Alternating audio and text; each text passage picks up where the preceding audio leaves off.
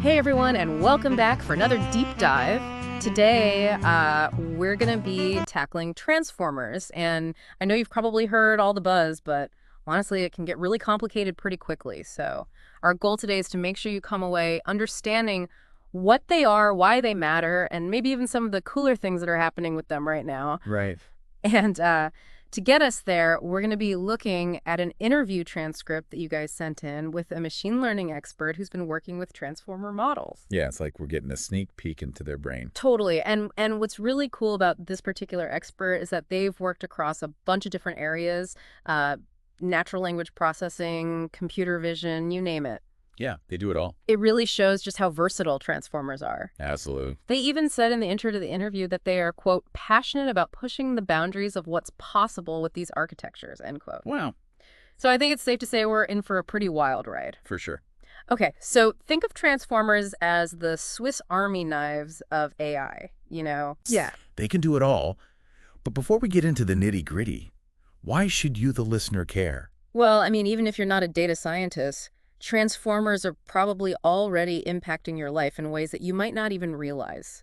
Okay. Think about those eerily accurate recommendations you get online, or the voice assistants that seem to understand you better every day. Yeah, like how does it know? I know, right? Transformers are often the brains behind a lot of those operations. Exactly. And the more you understand about how they work, the better equipped you'll be to navigate this increasingly AI-driven world. Right, and that's why we're doing this deep dive. Yes. All right, so as you all know, deep learning models can be really complex, but Yeah. let's try to break down some of the key concepts here in a way that makes sense. Okay. The expert in the transcript starts by talking about encoders and decoders. Yes. These are the two main components of a transformer, and both of these rely heavily on something called self-attention. Right now, self-attention, this is really the heart of what makes transformers so powerful. Imagine you're reading a book. You don't just process each word individually, right? No. You think about how each word relates to the others in the sentence, the paragraph, even the whole chapter, to understand the meaning. To get the context. Exactly. Yeah. That's kind of what self-attention does for a transformer.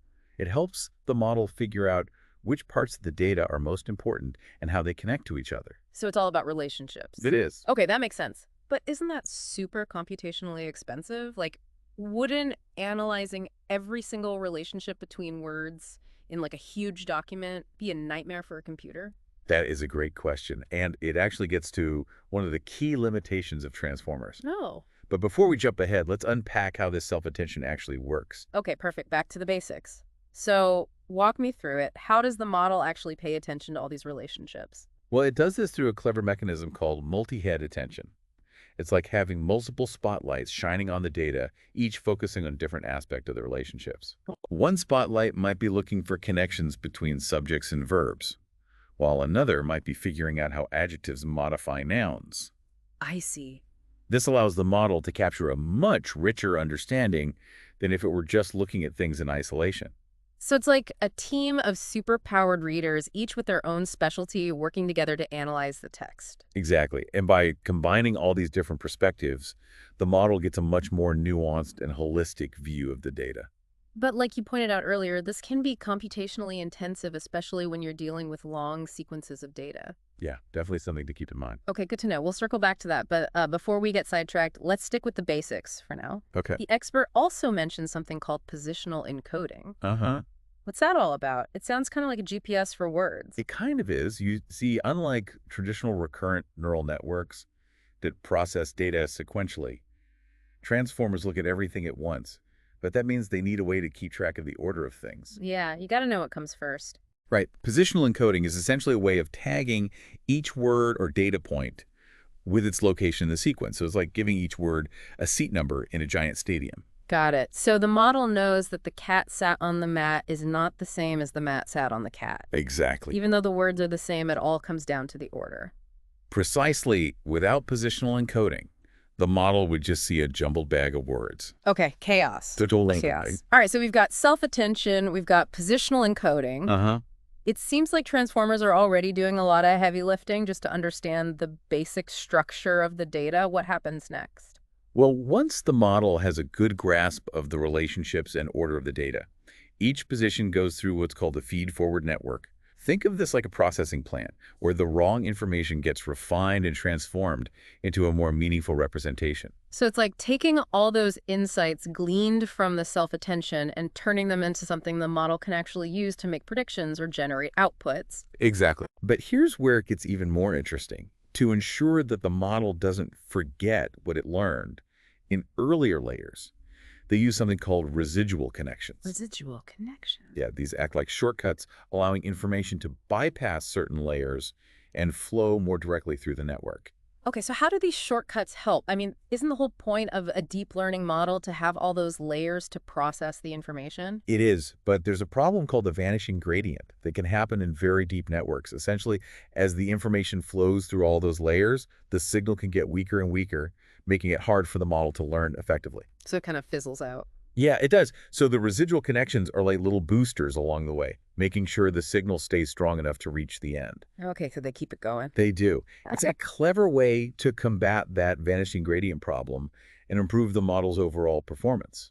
So we've got our raw data, we've applied self-attention to understand relationships, positional encoding to keep track of order, fed it through a processing plant, added some shortcuts to make sure the signal stays strong. What's next? Is that the whole shebang? Not quite. There are a couple more key ingredients. We also have layer normalization, which acts like a quality control manager, making sure the data flowing through the model is properly scaled and balanced. So it's like making sure all the ingredients are measured correctly before you throw them in the cake batter or something. Perfect analogy. And then finally, we have the decoder. This is where the model actually generates output, like translating languages or writing text. Okay, hold on. We've been talking about encoders this whole time. Now there's a decoder. What's the difference? Think of it this way. The encoder is all about understanding the input. It breaks down the data, analyzes the relationships, and creates a rich contextualized representation.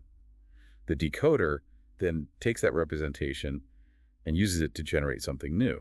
So the encoder is like the researcher gathering and organizing information, and the decoder is the writer using that information to create a story or a report. Exactly.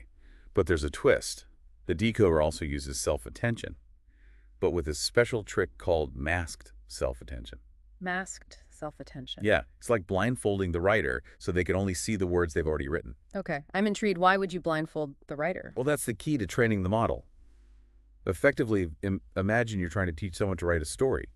If they could see the entire story beforehand, they wouldn't really be learning, would they? Sure, they'd just be copying. Right. So by masking future words, we force the decoder to predict the next word based purely on the context of the words it's already generated. This is how the model learns to generate text that is both coherent and creative. That's pretty clever, but how do you actually measure how well the model is doing? Like, how do you know if it's writing a good story or just a bunch of gibberish? Well, for that, they use something called cross-entropy loss. It's essentially a way of comparing the model's predictions to the actual target sequence and calculating how far off it is. So it's like checking your answers against the answer key at the back of the textbook. The lower the score, the better you did. Exactly. Yeah. But there's another trick they use to prevent the model from getting overconfident. It's called label smoothing. Label smoothing. What's that? It's kind of like telling the model, hey, even if you're 99% sure you're right, there's still a 1% chance you might be wrong, so don't get too cocky. So it's a way of keeping the model humble and open to learning from its mistakes. Precisely, and all of these elements, the encoder, decoder, self-attention, positional encoding, feed-forward networks, residual connections, layer normalization, masked self-attention, cross-entropy loss, and label smoothing. They all work together to make transformers such powerful and versatile tools. Wow, that's a lot to take in. It's like a symphony of interconnected parts, each playing a critical role in creating something truly amazing. It really is. Yeah. But we've only just scratched the surface. Remember that computational challenge we talked about earlier? Oh, yeah? That's where things get really interesting. Okay, now I'm really curious. I'm ready to dive into that. All right, so you remember how we were talking about self-attention being like this amazing thing? Where it can analyze all those relationships between the data? Right. Well, there's a trade-off there. Huh. The more data you feed in, the more computationally expensive it gets. Okay, you mentioned something earlier about quadratic complexity. Right. So does that mean, like, if I double the length of the input, the processing time, like, quadruples? Exactly. That doesn't seem very efficient. No, it's not. And that's why researchers were always looking for ways to make transformers more efficient without sacrificing their power. Okay, so it's like trying to build a faster race car without making it less safe. Exactly. Okay, cool. So what are some of the tricks of the trade? Yeah, what are they doing? This expert that we're talking to today mentioned a few ideas in the interview, like sparse attention and local attention windows. Right. What do those even mean? Well, so imagine you're trying to understand a really long sentence. You probably wouldn't focus on every single word with the same intensity, right? Right. You'd naturally pay more attention to the keywords and phrases that carry the most meaning. Yeah, the important stuff. Exactly. Sparse attention is kind of like that for transformers. It's a way of selectively focusing on the most important connections in the data, rather than trying to analyze every single relationship. So it's like pruning a rose bush. Okay. You get rid of the excess branches so the remaining ones can grow stronger and produce more beautiful flowers. I love that analogy. That's a great way to put it. Thank you. And then there's local attention windows, which is another way of limiting the scope of attention. So instead of looking at the entire sequence at once, the model focuses on a smaller window of data around each word or data point. So it's like reading a book with a magnifying glass. You can see the details more clearly, but you don't need to see the whole page at once. Exactly. And by focusing on these smaller chunks of information, the model can process things much more efficiently, especially when dealing with really long sequences. Okay, so we've got sparse attention for selectively pruning those connections and local attention windows for narrowing the focus. What about that other idea, linearized attention? Yes. That one sounded pretty cool. That one is cool. Linearized attention is a more radical approach. It actually involves approximating the attention mechanism in a way that scales linearly with the length of the input sequence, rather than quadratically. It's like finding a shortcut through a dense forest instead of having to hack your way through every single tree. Okay, so instead of the processing time like exploding as the input gets longer, it increases at a much more manageable rate. Precisely. And this makes it possible to apply transformers to much larger and more complex data sets, which opens up a whole new world of possibilities. This is starting to make sense, but I have to admit, thinking about all these different attention mechanisms, it still feels a bit abstract. Yeah. Do you have any real-world examples of how these techniques are being used to solve practical problems? Absolutely, tons of them. Let's take machine translation, for example. Remember how traditional machine translation systems often struggled with long sentences and complex grammatical structures? Yeah, the translations could sound really clunky and unnatural. Exactly. But with transformers and these advanced attention mechanisms, we've seen huge improvements in the quality and fluency of machine translations. That's because transformers can capture those long-range dependencies between words and phrases that are so crucial for conveying meaning accurately across languages. So thanks to transformers, those awkward robotic translations are becoming a thing of the past. They are, and it's not just about fluency. These advancements are also making it possible to translate languages that were previously very difficult or even impossible for machines to handle languages with very different grammatical structures or limited training data. It's like we're breaking down the language barrier one transformer at a time. We are, and the applications go far beyond just translation. Transformers are being used in everything from chatbots and virtual assistants to search engines and social media algorithms. Okay, so transformers are clearly making a huge impact across many different fields, but I have to ask, are there any downsides? The expert we're talking about today, they mentioned some limitations in the interview, like how transformers can sometimes struggle with tasks that require a really deep understanding of hierarchical structure. That's true. While transformers excel at capturing long-range dependencies, they can sometimes stumble when it comes to understanding the intricate hierarchical relationships that exist in things like complex sentences or computer code. So it's like they can see the forest, but they might miss some of the individual trees. Yes. And that's why researchers are constantly exploring new architectures and techniques to address these limitations. It seems like with any powerful technology, there's always a bit of a learning curve Oh, we all. and a need to kind of refine and improve it over time. Yes, so. But speaking of understanding complex structures, there's one thing I've been wondering about this whole time. How do we actually know what's going on inside these transformer models? Mm. They seem incredibly powerful, but they can also feel like black boxes. Yeah, that's a great question. And it gets to the heart of the issue of interpretability in AI. Just because a model can produce accurate results doesn't mean we understand how it's arriving at those results. Right. It's like having a magic 8 ball that always gives you the right answer, but you have no idea how it works. Exactly, and that can be a problem, especially when we're talking about AI systems that are making decisions that impact people's lives. We need to be able to understand the reasoning behind those decisions to ensure that they're very unbiased and aligned with our values. So how are researchers tackling this interpretability challenge? Well, there are a number of approaches being explored. One is attention visualization. Remember how we talked about self-attention being like multiple spotlights shining on the data? Yeah. Well, attention visualization allows us to actually see where those spotlights are focused. So it's like getting a glimpse into the mind of the model, seeing what it considers important. Precisely, and by analyzing these attention patterns, we can start to understand how the model is making connections, what features it's paying attention to, and even how it might be biased. That's really cool. It's like having a debugger for the AI's thought process. It kind of is, and there are other techniques as well, like probing classifiers that test the model's knowledge of specific linguistic features, or even developing new architectures that are inherently more transparent. So it sounds like the AI community is really taking this interpretability challenge seriously. They are, because at the end of the day, it's not enough for AI systems to just be accurate. Right. They also need to be understandable and trustworthy. That makes a lot of sense. All right, so we've covered a lot of ground here, from the inner workings of transformers to the challenges of computational complexity and interpretability. But there's one thing I'm still really curious about. How are all of these advancements actually playing out in the real world? That is a great question, and it's a perfect segue into the next part of our deep dive. We're going to explore some of the most exciting and impactful real-world applications of transformers across various fields. Okay, now I'm really excited. I can't wait to see how these transformer models are being used to solve real-world problems. All right, so we've talked about all the inner workings of transformers. We talked about how they're being made more efficient, and even a little bit about the interpretability problem.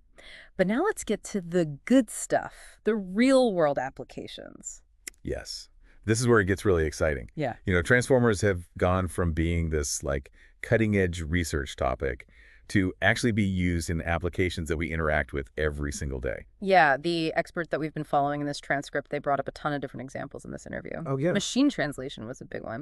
It seems like transformers are kind of revolutionizing that whole field. Absolutely. Yeah. I mean, think about how frustrating it used to be to use like those online translation tools. Yeah. The results were often pretty rough, especially for languages with really complex grammar or limited training data. Yeah, it was like trying to decipher some kind of secret code. I know. And transformers, with their ability to capture those long-range dependencies and really understand the nuances of language, have dramatically improved the accuracy and fluency of machine translation. Wow. And it's made it so much easier for people to communicate across language barriers. So those like clunky robotic translations are becoming a thing of the past. Pretty much. And it's not just about making the existing translations better. Transformers are also making it possible to translate languages that were previously very difficult or even impossible for machines to handle. That's incredible. Yeah. What are some other cool applications? I remember them talking about sentiment analysis. Yes. How are they being used to like understand emotion? Right. So sentiment analysis is all about figuring out the emotional tone behind text, whether it's positive, negative, or neutral.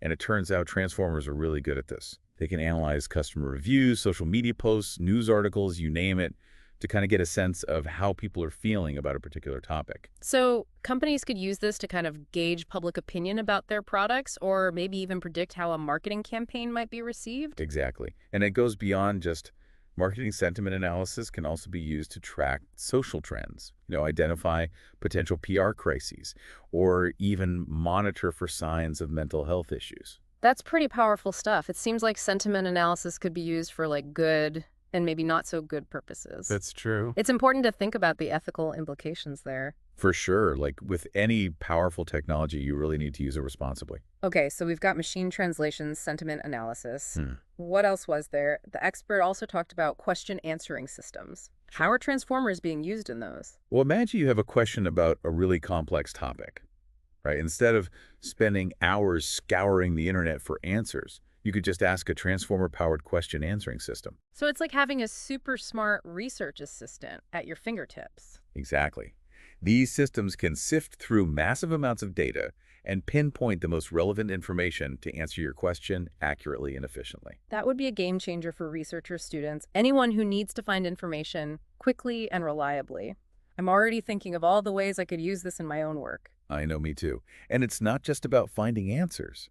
Transformers are also being used to summarize large chunks of text, condensing all the important information into a concise and easy-to-digest format. Oh, that's perfect for those times when you need to get the gist of like a long report or a research paper, but you just don't have the time to read the whole thing. Exactly. And what's really fascinating is that transformers aren't limited to just language tasks. Oh, really? They're also making huge waves in the world of computer vision. Oh, right. I remember the expert mentioned object detection. Yes. So transformers are being used to identify and locate things in images.